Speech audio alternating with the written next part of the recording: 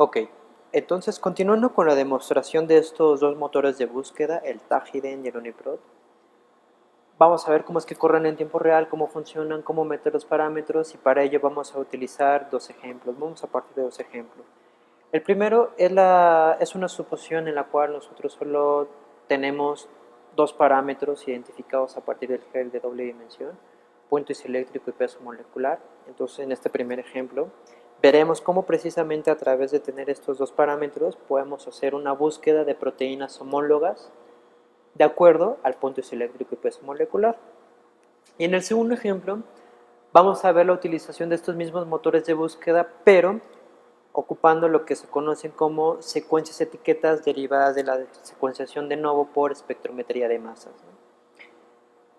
Entonces, para nuestro primer ejemplo vamos a tomar esta tabla de datos. Son proteínas que fueron identificadas a partir de la cavidad celómica de Ambistoma mexicano y a través de hacer el análisis con los geles doble dimensión se identificó para cada una de las proteínas punto isoeléctrico y peso molecular.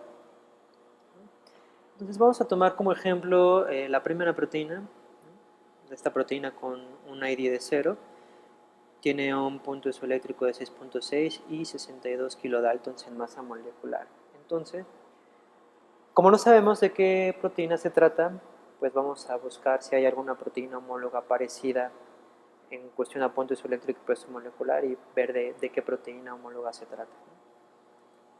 El primer paso es ir a nuestra web. Si ustedes aquí en Google le ponen tag ident,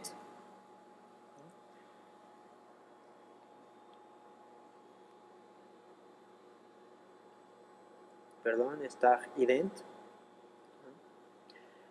ahí está. Si le ponen tag ident,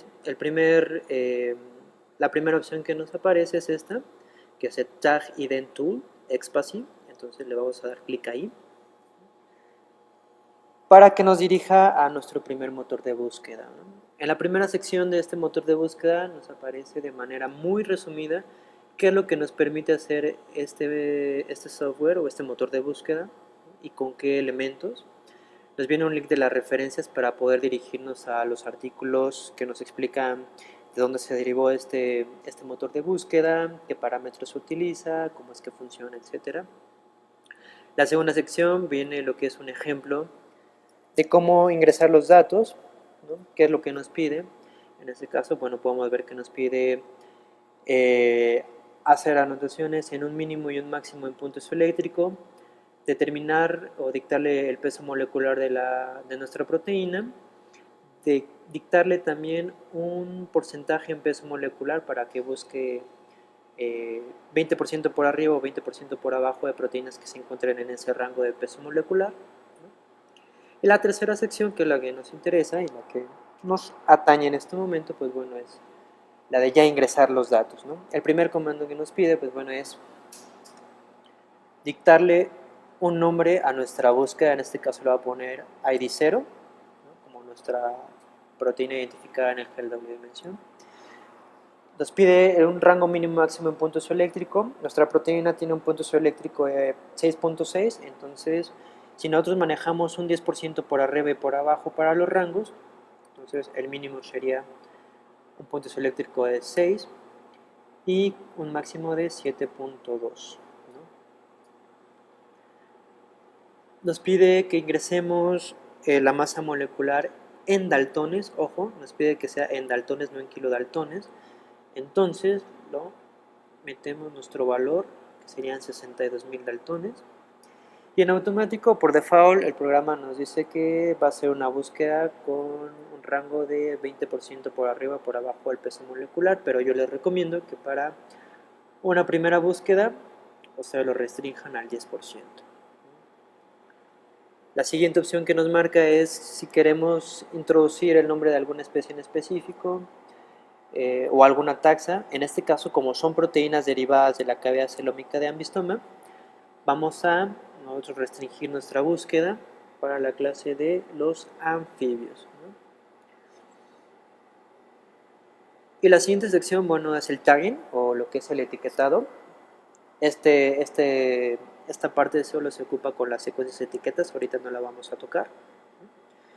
Y bueno, ya metiendo nuestros comandos para el motor de búsqueda, entonces nosotros le estamos diciendo al motor de búsqueda que nos busque proteínas homólogas que estén por arriba de un punto isoeléctrico de 6 y por abajo de un punto isoeléctrico de 7.2, y que nos busque proteínas también parecidas por arriba en un 10% a 62 kilodaltons y por abajo de un 10% de 62 kilodaltons, ¿no? Entonces le damos Start.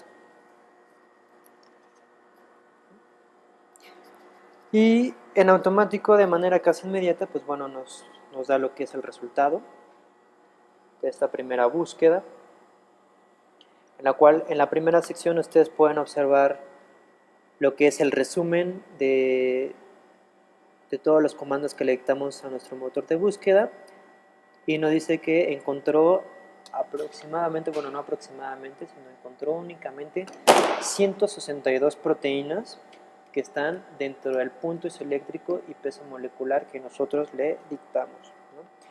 Y nos aparece, bueno, enseguida lo que es el listado de todas esas proteínas que encontró el motor de búsqueda. ¿Okay?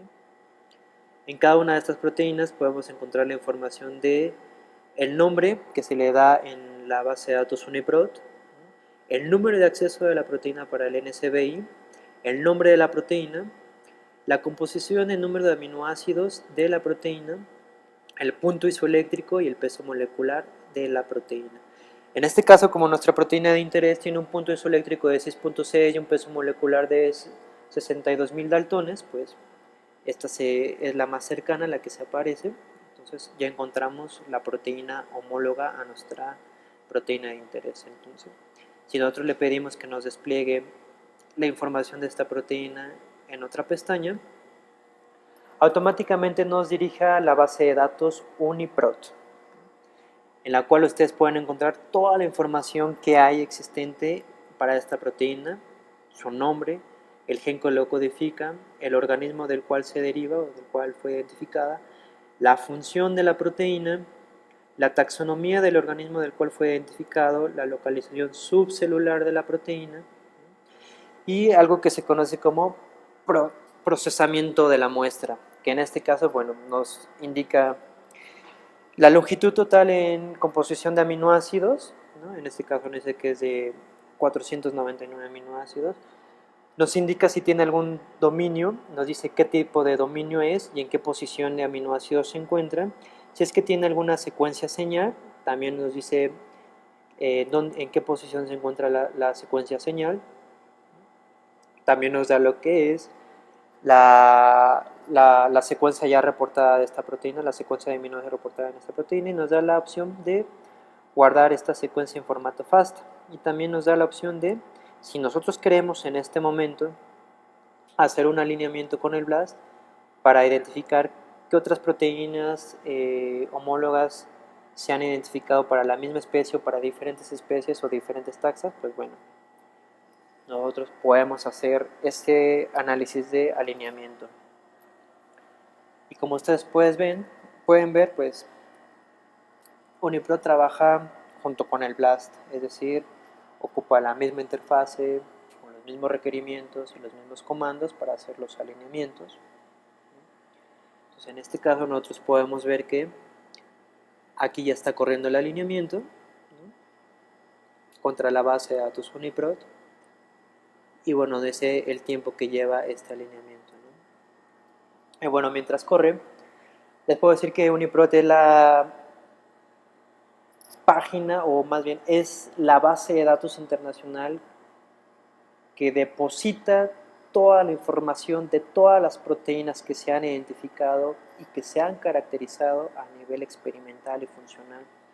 Entonces podemos encontrar información muy valiosa de todas las proteínas, desde el gen que lo codifica, la secuencia primaria de los aminoácidos, si es que existe ya el modelo en tercera dimensión por cristalografía, también podemos encontrar, etcétera.